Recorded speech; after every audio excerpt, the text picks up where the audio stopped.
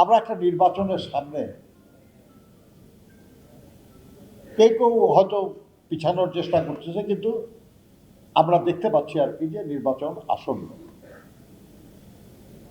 এই নির্বাচনে আমাদের তো জনগণের কাছে যেতে হবে, ভোটটা তো তারা দেবে। আমাদের কারো যে কোনো পর্যায়ের যে কোনো নেতা বা কর্মীর আচরণে যদি জনগণ অসন্তুষ্ট হয়, জনগণ ভীত হয়, সন্ত্রস্ত হয়, তাহলে ক্ষতিগ্রস্ত তো দল হবে, গোটা দল। আর গোটা দল ক্ষতিগ্রস্ত হওয়া মানে শহীদ জিয়া অসম্মানিত হওয়া, বেগম খালেদা জিয়া অসম্মানিত হওয়া, তারেক রহমান অসম্মানিত হওয়া। আমি আপনাদের একেবারে বিনীতভাবে অনুরোধ করব যে নিজেরা তো এই কাজ করবেনই না, অন্য কেউ করলে সেটাকে বাধা দিবেন।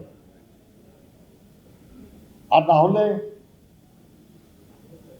অনভিপ্রেত সিচুয়েশন হতে পারে। কিন্তু মনে রাখতে হবে, আমরা বলি ব্যক্তির চেয়ে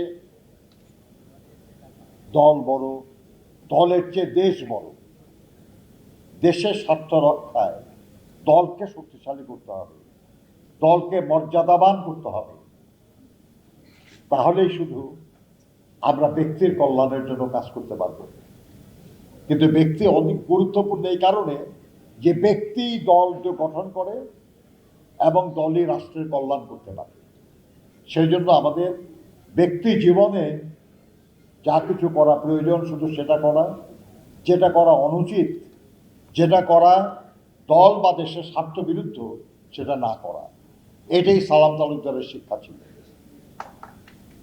যদি আমরা সালাম তালুকদার ভালোবাসি, তাহলে আমরা তার শিক্ষা গ্রহণ করব এবং আগামী দিনে দেশ এবং দেশের মানুষের কল্যাণের জন্য কাজ করব। শুধু একটা কথা মনে রাখবেন, আমার আপনার যারা এখনো বেঁচে আছি, আমাদের দায় আছে তাদের প্রতি যারা গুম হয়ে আছেন, যারা খুন হয়েছেন, যারা বিচার বহির্ভূত হত্যার শিকার হয়েছেন। শুধু এই 24শে গণঅভ্যুত্থান না, গত 16টা বছর ধরে এবং তারও আগে মহান মুক্তিযুদ্ধে এই সব শহীদদের প্রতি আমাদের দায় আছে। কারণ তারা শাহাদাত বরণ না করলে, তার সর্বোচ্চ ত্যাগ স্বীকার না করলে আমরা আজ যা এটা থাকতে পারতাম না। এই দায়বোধ থেকে আমাদেরকে আগামী দিনে সঠিক পথে এগিয়ে যাওয়ার চেষ্টা করতে হবে। পদের কারণে বলছি না, বয়সের কারণে বলতে পারেন। এখানে যারা তরুণ আছেন, আমরা তো একসময় ছিলাম নাকি? তরুণ না থেকে তো আর বৃদ্ধ হতে পারি নাই, তো ছিলাম তো আমরা। আমি জানি যে আবেগ খুব গুরুত্বপূর্ণ ব্যাপার, কিন্তু আবেগ যেন কখনো যুক্তিকে অতিক্রম করতে না পারে। যুক্তির প্রাধান্য থাকবে। আপনাদের কাছে অনেক কথা বলেছি।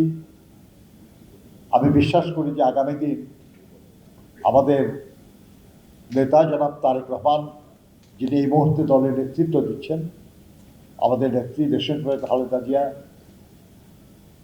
আমাদের নেতৃত্ব দিচ্ছেন, তাদের নির্দেশ অনুযায়ী আমরা কাজ করব।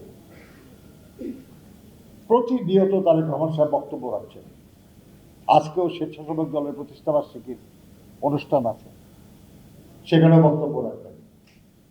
তার এই বক্তব্যের কাছ থেকে আমরা কি আসলে শিখি না কিছু নাকি? প্রতিনিয়ত উনি বক্তব্য রাখছেন, কি করা উচিত, কি করা উচিত না, কিসে দেশের কল্যাণ হবে, কিসে দলের কল্যাণ হবে বলছেন নিয়মিত। সংক্ষিপ্ত বক্তব্যে দেশনায়ক খালেদা জিয়া আমাদেরকে দিক নির্দেশনা দিচ্ছেন। আমাদের উচিত সেগুলো বিবেচনায় নেওয়া, আমাদের উচিত সেটা অনুসরণ করা।